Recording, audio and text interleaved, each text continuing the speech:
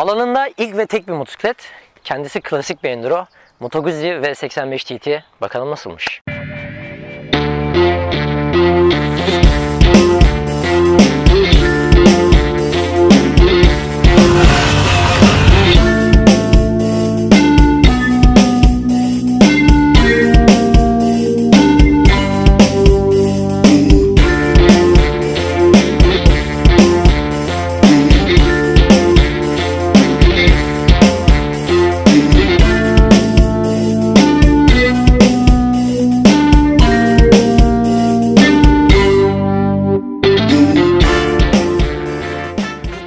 Şimdi öncelikle biraz Moto Guzzi'den bahsedelim çünkü ülkemiz yollarında çok göremiyoruz. Biraz egzotik ve biraz pahalı kaçıyor. Avrupa'ya dayanıyor kökü 1920'lerde başlayan bir macera, Moto Guzzi macerası. O günden bugüne belirli çizgileri var ve bu çizgi hiç bozmadan gelmiş bir marka.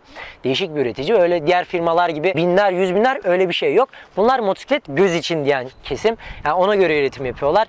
Öyle parayla pulla çok işleri yok. Sanat eseri bırakmak için motosiklet üreten bir firma. Motosiklet konusunda böyleler. Evet, biz neleriyle biliyoruz Moto Guzzi'yi? Böyle klasik motosikletleriyle biliyoruz. İşte o V9'lar, V7'ler, Bobber'lar, Cafe Racer'lar. Böyle baktığımız zaman daha çok retro motosikletlerle tanıyoruz. Ama bu adamlar sadece retro motosiklet mi yapıyor? Hayır, bu adamların bir enduro geçmişi de var.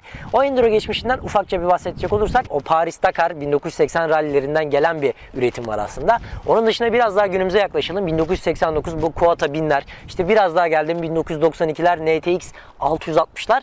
Adamlar ilk defa yapmıyormuş. Fakat ilk defa yaptıkları bir şey var. O da dünyada klasik bir enduro üretmek. Moto Guzzi V85 TT. İsmi Ironman TT'deki TT değil. Tutto terreno diyorlar bu motosiklet için. Yani ne demek? Tüm arazi koşullarına girebilen bir motosiklet demek. Gerek şasinin yükseltilmiş olması, gerek ön çamurluğun böyle yüksek konumlandırılması ile birlikte hem klasik hem de araziye girebilen hem de yola girebilen bir motosiklet böyle bir izlenim bırakıyor. Şimdi bu farlardan başlayacak olursak aklımıza Triumph geliyor. Oralardan bir esinlenme söz konusu değil. Direkt almışlar, üstüne Mandello kartalını vurmuşlar. Bu Mandello kartalının da hikayesi acayiptir. 1920'li yıllarda 3 ortak bu markayı kurdukları zaman işlerinden Ravelli'nin böyle uçak kazasında hayatını kaybetmesiyle birlikte ona atfen yapılmış bir Mandello kartalı. O yüzden anısı büyük ve Moto Guzzi çok detay sevdiği için her tarafta bu Mandello kartalını görebilmemiz mümkün. Detay seven bir firma. Hemen oturalım, oturuş pozisyonuna bakalım. Şimdi motosiklete biniyorum. Bindim. O büyük adventure bike'larda, o seyahat motosikletlerinde olan irilik var. Bir noktada işte bu gidon olsun, buralar olsun iri yarı güzel duruyor. Fakat çok hoşuma giden bir özellik. Depoyu böyle dizle tutacağımız yerler o kadar ince ki, o kadar rahat tutuluyor ki bunu çok beğendim. Çok daha böyle kullanım açısından bir kolaylık sağlamış. Bununla birlikte çok büyük motosiklete tecrübesi olmayan arkadaşlar bu motosikleti kullanmakta çok zorlanmayacak. Onun dışında zaten gerek seleyle gerek gidonun konumuyla birlikte tamamen seyahat amaçlı üretilmiş bir motosiklet. Konfor konusunda bir problem yaşayacağınızı düşünmüyorum. Gayet başarılı. 830 mm'lik bir selemiz var. Bunu da ayarlayabiliyoruz. O seledeki dikişler olsun, yumuşaklık olsun. Hani gerçekten bir detay var, bir işçilik var. Özel bir dokunuş var motosiklette. Bunu hissedebiliyorsunuz. Öyle hani fabrika üretimi işte 500 bin tane 100 bin tane üretelim değil. Teker teker emek verilerek üretilmiş motosiklet. Bunu her bindiğinizde, her bir parçasına baktığınızda size hissettiriyor. V9'lardan tanıdık gelen bir motor bloğumuz var. Biliyorsunuz bu Moto Guzzi'lerde Transverse denilen böyle enine dışarı pörtlemiş olan aynı Boxer motorlardaki gibi çapraz V-Twin 850 cc'lik çift silindirli bir motor bloğumuz var. Bununla birlikte aktarma zincirle değil şaftlı bunun gereği olarak çift silindirli motor bloğu. Aynı Boxer motor bloğu gibi dışarı böyle taşkın olduğundan güzel bir denge katmış motosiklete. Kendisinde hem Moto Guzzi'lerdeki o old school'luğu barındırıyor hem de günümüz teknolojisiyle böyle harmanlanmış, ikisi bir potada üretilmiş, bize sunulmuş. Çok güzel bir motosiklet. Biz bu yönünü çok beğendik. Şimdi şöyle de bir şey var. Motor bloğu biliyorsunuz Moto Guzzi'lere has bir motor bloğu ve hava soğutmalı. Hava soğutmalı olduğu için radyatör derdimiz yok. Şaftlı olduğu için işte zincir kayaya çarptı, zinciri yağlayayım, temizleyeyim böyle bir derdimiz yok. Şunun bir eksisi olabilir. Bacaklarınızı kaynatabilir. Bu konuda uyarımızı yapalım. Buraya değmek istemezsiniz. Devir aralığımız çok kısa, sebebi sıvı soğutmalı değil, hava soğutmalı bir motor oluyor. Normaldir. Maksimum torkunu da 5000 devir gibi bir devir bandında veriyor. Tatmin edici. 7000 devir deyip geçmeyin. Gerçekten güzel.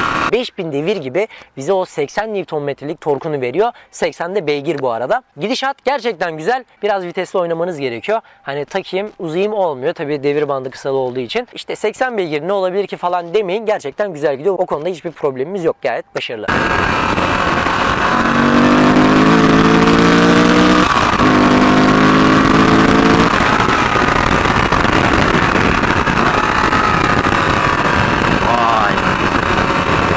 Peki güzel gidiyor ama yakıt konusu ne alemde?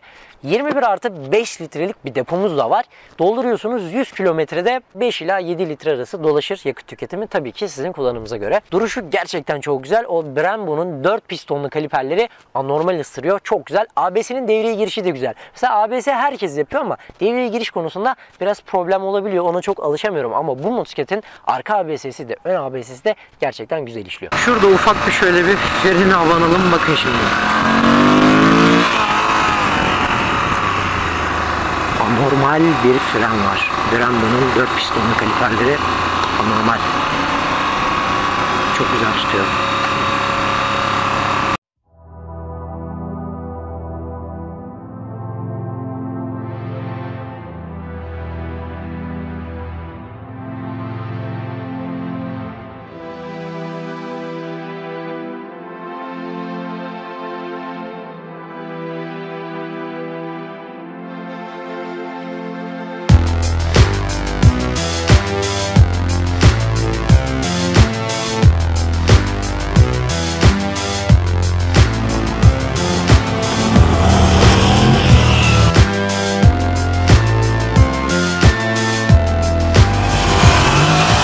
Gösterge paneli ve konsol benim böyle biraz Fransız kaldığım, biraz İtalyan kaldığım bir olay. Her tarafı düğme. Gerçekten karışık yani. Böyle biraz araştırmanız gerekiyor. Uzun kısa tuşumuz yok. Selektörü ters itiyorsunuz. Uzunlar yanıyor. Bastığınız zaman yine selektör. Ve sağ tarafta bu sağ kumandanın üstünde o parlaklığını ayarlayabiliyorsunuz. Bu da çok güzel bir şey. Yağmur, arazi bir de yol modu var. Nedense bulamadım, değiştiremedim. Tuşlarda mı acaba bir problem var? Nedir bilmiyorum. Çok kurcalayamadım. Şöyle bir bakayım bunun modu nedir ya?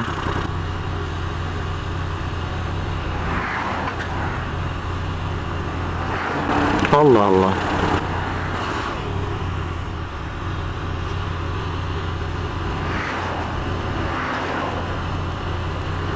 Ne modun varmış be.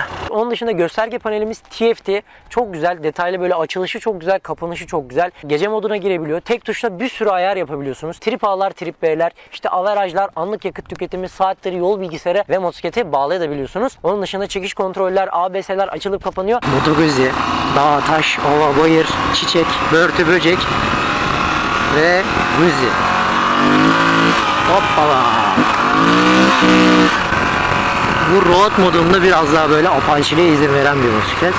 Nerede kesiciye girmeniz gerektiğini de söyleyebiliyorsunuz. Onu da ayarlayabiliyorsunuz. Aklınıza gelebilecek her şey var. Üstte dijital olarak böyle bir devir göstergesi var. Mesela vites atmamız gerektiği zaman da gösterge panelinin üzerinde konumlandırılan o yeşilden kırmızıya doğru bir gösterge uyarımız var. Vites at diyor bize. Mesela bu da çok güzel. Hoşumuza giden bir özellik. Göstergenin sol tarafında hep biz çakmaklık girişine alışmışızdır. Çakmaklık giriş yok. USB girişimiz var. Bu da gerçekten güzel. Ön yükleme ayarı yapılabilen, baş aşağı duran teleskopik çatalar gerçekten mükemmel çalışıyor. Kasismiş, araziymiş, bana mısın demiyor. Giriyorsun. Çok rahat. O konuda bir problem yok.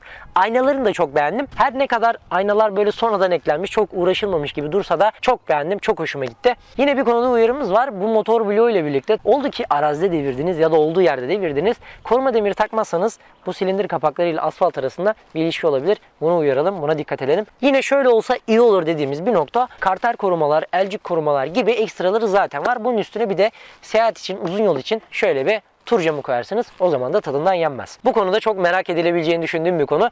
Bu motosikletin lansmanında ilk sürdüğümüz zaman tabii bir tek biz sürmedik. Diğer kullanıcıların da en çok şikayet ettiği şey titreşimdi. Şimdi şöyle bir şey var. Motosikleti çalıştırdığımız zaman evet her tarafı ayrı oynuyor. O konuda bir problem yok. Ama 2000 devirden 3000 devirden sonra titreşimi bence vermiyor. Bu konuda da gayet başarılı. Ama o 2000 devir arası ve rolantide çalışırken gerçekten bir titreşim söz konusu. Hemen sesine de bakalım.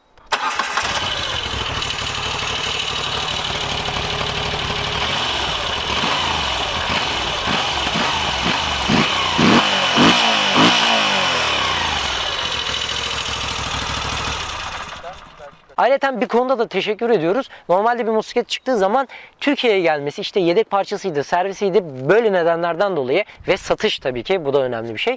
Adam getirecek, satabilecek mi bunu da düşünüyor getiren distribütörler. Piaggio grubuna çok teşekkür ediyoruz. Bu kadar kısa süre içinde Türkiye'ye getirdiği için ve testi açtıkları için baktığımız zaman yaklaşık 90.000 TL'lik fiyatı var. Hani bu büyük bir risk aslında ve Suzuki Asal'a da çok teşekkür ediyoruz. Böyle bir motosikleti bize kullanma imkanı sunduğu için. Genel anlamı itibariyle biz gerçekten çok beğendik. Böyle alışılagelmişin dışında bir motosiklet. Kendi çizgisini oluşturmuş bir motosiklet. İnanıyoruz ki yollarda da çok göreceğiz. Ayrıca diğer markaları da etkileyeceğini düşünüyoruz. İzlediğiniz için çok teşekkürler. Moto Guzzi'nin V85 TT'si böyle. Kendinize iyi bakın. Görüşürüz.